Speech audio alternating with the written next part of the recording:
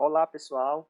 Sou o professor Clemilson Rodrigues, sou servidor público federal e neste vídeo vamos tratar de direito constitucional, especificamente o artigo 1º da nossa Constituição de 88. O artigo 1º, ele traz alguns princípios estruturantes da nossa Constituição. Ele também traz alguns fundamentos.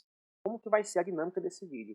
Vai falar um pouco aqui a respeito dos princípios e dos fundamentos e ao final do vídeo a gente vai resolver aqui algumas questões para vocês verem como é que as bancas têm cobrado esse assunto atualmente. Vamos lá? Vou começar aqui pela leitura do artigo 1º. A República Federativa do Brasil, formada pela união indissolúvel dos estados e municípios e do Distrito Federal, constitui-se em Estado democrático de direito e tem como fundamentos. Bem, da leitura do artigo 1º, a gente já consegue entender aqui pelo menos 3 princípios. Professor? Três princípios. Quais seriam? O primeiro deles, o princípio republicano. Então, prova mencionar que no Brasil a forma de governo é república, está certo. Se falar que o Brasil adotou o princípio republicano, também está certo. Okay? O segundo é o princípio federativo, que é essa parte aqui, formada pela união indissolúvel dos estados, municípios e do DF. Uma característica principal aqui do princípio federativo aqui é a impossibilidade de separação ou indissolubilidade do Pacto Federativo, previsto aqui no artigo 60, parágrafo 4 da nossa Constituição. E o terceiro princípio, também constante aqui do CAPT, é o princípio do Estado Democrático de Direito, cuja principal característica é colocar todos nós em pé de igualdade. Todos nós, todos os brasileiros, todos os cidadãos são iguais perante a lei. Essa é a característica principal do princípio do Estado Democrático de Direito. O quarto princípio, constante aqui do artigo 1º da nossa Constituição, é o princípio da soberania popular, o qual está expresso aqui no nosso parágrafo único, cuja principal característica aqui é dizer que o povo é quem é o dono do poder. E é interessante que ele diz que o poder emana do povo, e o povo exerce esse poder de forma direta e de forma indireta. Com base nesses dois termos, a nossa doutrina disse que a soberania do nosso povo aqui ela é exercida de maneira semidireta, justamente por conjugar as duas formas. Mas, professor, como seriam um exemplo essas formas? Pois bem, de forma direta, o povo exerce o poder quando ele vai lá votar e escolher os seus representantes. De forma indireta, acontece da seguinte forma: quando o representante eleito, seja ele um vereador, seja ele um deputado ou um senador, vai lá votar um projeto de lei ou propor um projeto de lei para melhorar a vida do povo. Então, dessa maneira, o povo está exercendo de forma indireta, já que ele escolheu o representante e este representante, em nome do povo, está lá votando esse projeto de lei. Entenderam aí os dois exemplos? Pronto, vencida essa fase, vamos aqui tratar agora dos fundamentos da nossa república. Os fundamentos. Todos sabemos, mas não custa mencionar, que há um mnemônico, né, uma palavra mnemônica para a gente decorar mais facilmente esses termos, que nós conhecemos como só, si, de, lá, flu. São aí as primeiras sílabas dos 5 fundamentos: soberania, cidadania, dignidade da pessoa humana, valores sociais do trabalho e da livre iniciativa e o pluralismo político. Falando um pouco da soberania, ela se divide basicamente em soberania externa e soberania interna. No campo externo, é basicamente a ideia de cooperação entre os estados, de maneira que nenhum intervém dentro do outro, beleza? É mesmo uma ideia de cooperação mesmo, não há qualquer relação de subordinação. Entretanto, os estados cooperam entre si, cada um reconhecendo a soberania do outro, de maneira a não intervir no seu âmbito interno. No âmbito interno, a soberania ela tem algumas características. Quais seriam? A primeira delas é que a soberania é una. Mas, professor, o que seria essa ideia de soberania una? A ideia de soberania una quer dizer o quê? Que somente a República Federativa do Brasil é soberana no âmbito interno. em decorrência dessa unicidade da soberania, ela é indivisível e ela também é inalienável. E uma segunda característica é que a soberania ela é imprescritível. Como assim? É o seguinte, enquanto existir o Estado, enquanto existir a República Federativa do Brasil, no nosso exemplo aqui, haverá a soberania. Ela não prescreve, não há a hipótese de existir o Estado e a soberania não existir. Então, enquanto houver o Estado brasileiro, ele será soberano, por conta dessa característica da imprescritibilidade, beleza? Em relação à cidadania, a cidadania é basicamente a garantia da participação do povo nas decisões políticas e na condução dos interesses do Estado, beleza? Como se dá isso? O maior exemplo que nós temos aqui de cidadania é a ideia do voto direto, beleza? Lembrando que no Brasil a cidadania plena nós só adquirimos, né, já depois de ter cumprido vários critérios, nós adquirimos a plenitude da cidadania quando a gente passa a exercer o direito ao voto, tá certo?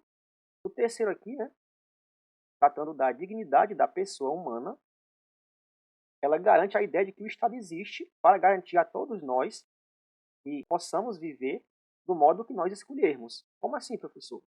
A ideia da dignidade da pessoa humana quer dizer que o Estado ele é obrigado a respeitar o nosso modo de viver, contanto que esse nosso modo de viver não ofenda, não infrinja direito de ninguém.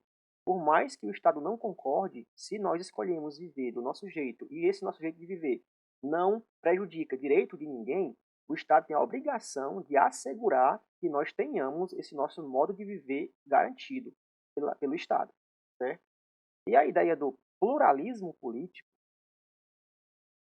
aliás, a ideia dos valores sociais do trabalho, a Constituição ela quis atribuir o valor social ao trabalho. Como assim? Ela disse o quê? Oh, para que nós sejamos uma nação próspera, é preciso valorizar o trabalho. E uma das formas de valorizar o trabalho é garantir essa livre iniciativa. De modo que no Brasil, nós temos a liberdade econômica. Então, todo cidadão ele pode livremente exercer uma profissão, salvo se essa profissão exigir algum critério, como o caso da advocacia, por exemplo, exige que você seja bacharel em direito e aprovado no exame da ordem, mas não sendo uma profissão regulamentada com algumas exigências, qualquer cidadão poderia exercer, via de regra, aquela profissão, tá certo?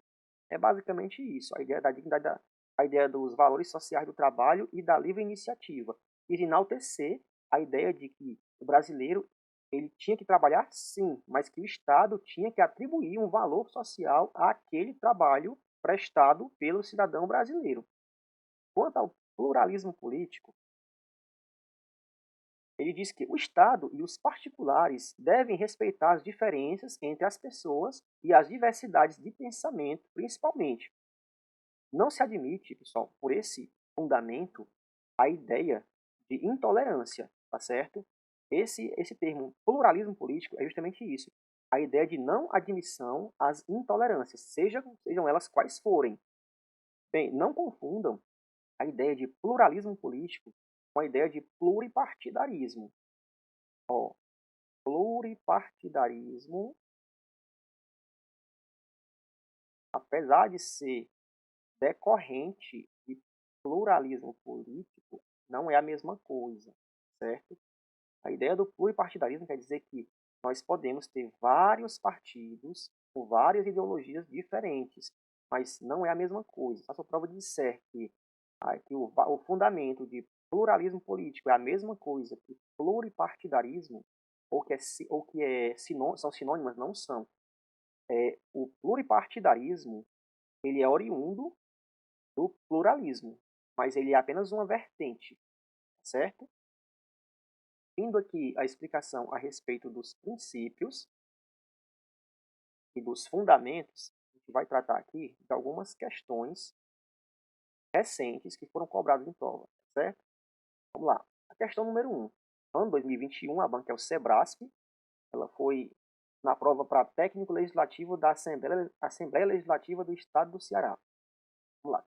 A República Federativa do Brasil organiza-se política e administrativamente em tem 4 tipos de entes federativos distintos: estados, os municípios, o Distrito Federal e os territórios, todos autônomos entre si.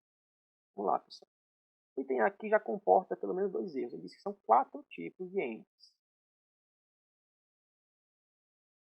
certo? Não são 4. E os territórios não são entes federativos. Beleza? Os territórios, eles integram a União e a criação deles, ou sua transformação em estados, são regulados em lei complementar, tá certo? Então, o território, ele não é um ente federativo, tá bom? O item A já está errado. O item B, estados, municípios, Distrito Federal e União se aliam em união indissolúvel para a formação de um estado federal ou federação.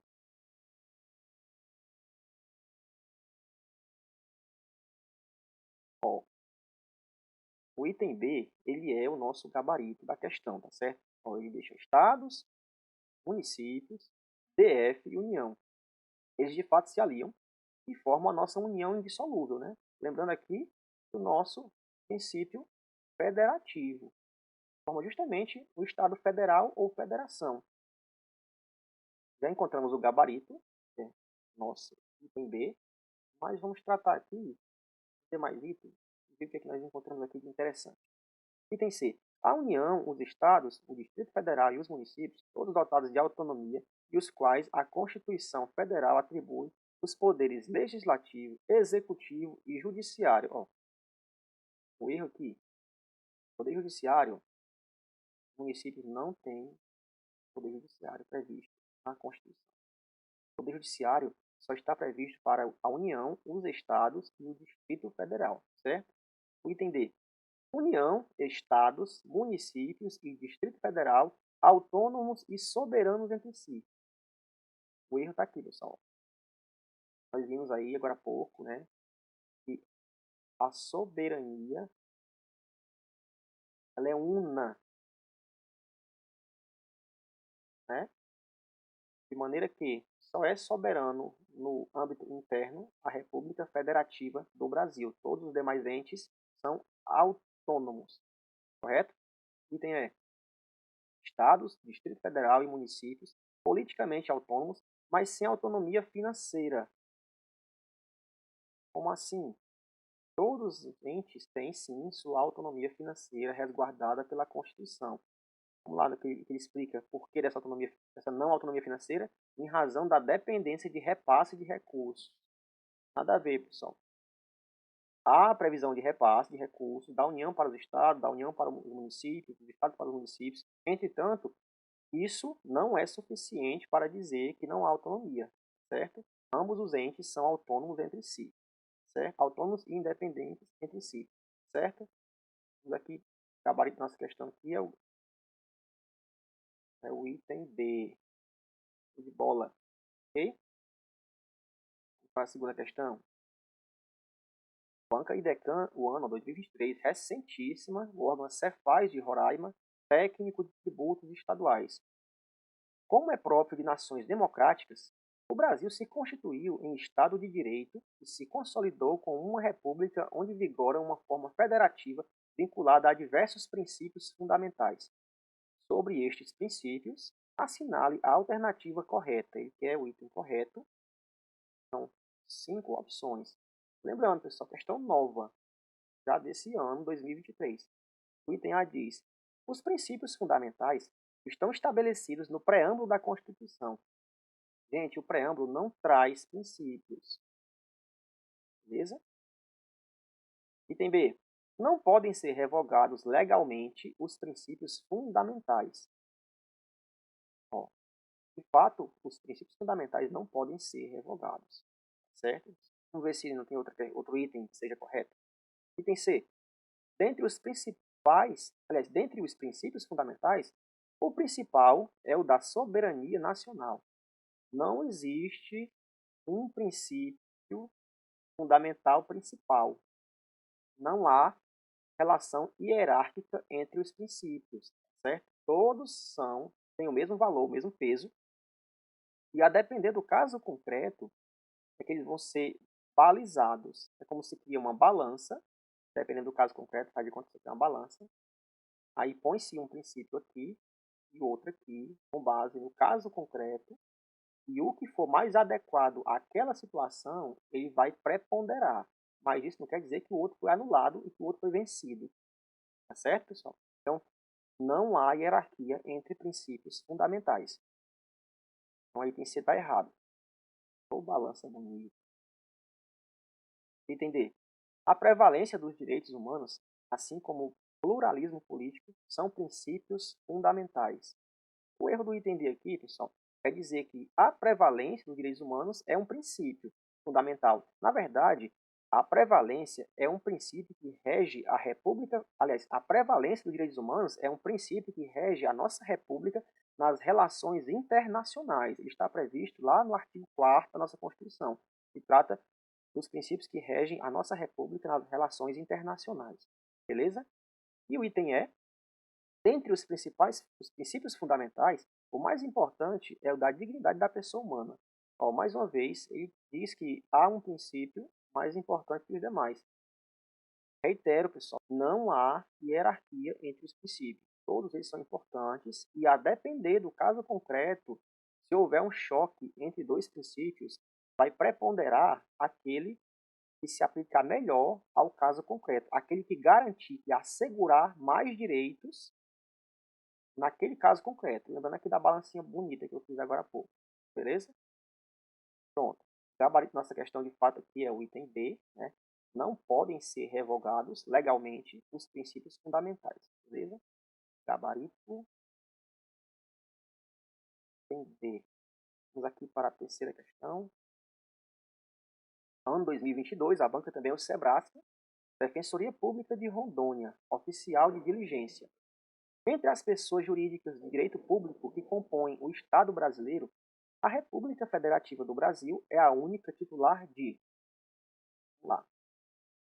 legislação própria.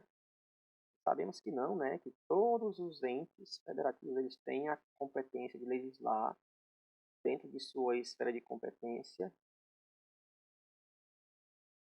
Diz aqui que a República Federativa do Brasil é a única titular de autonomia, também não, que todos os entes são autônomos, independentes de autônomos entre si. Diz que a RFB é a única titular de auto-organização, também não é verdade. Todos os entes possuem a prerrogativa de auto-organizarem-se, também de se autogovernarem.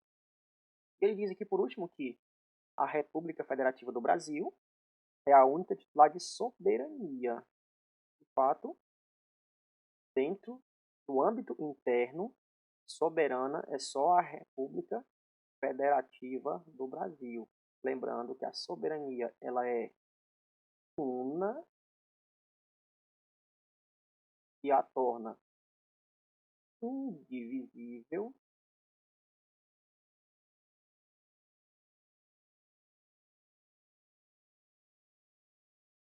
e também inalienável,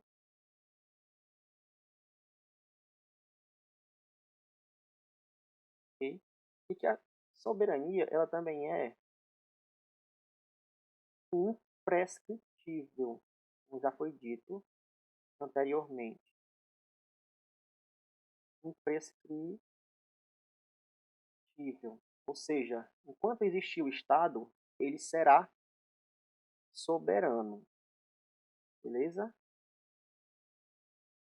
Aí, pessoal, nossa aula. Espero ter sido claro em relação aos conceitos trabalhados nesta aula.